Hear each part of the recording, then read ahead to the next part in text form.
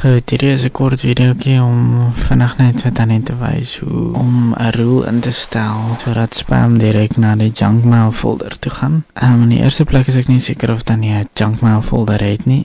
Soos dan net hier so regsklik in die folder view en sy new folder en dan daar sê junk mail en sê okay, dan behoort hy te wys daar so sê.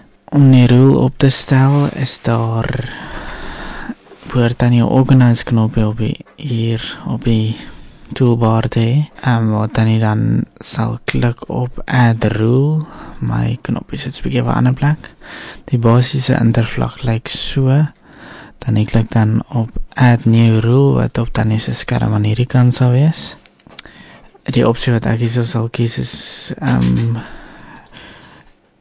of specific words en dan kan dan hier so klik op die blauwe link en daar net vir hom sê spam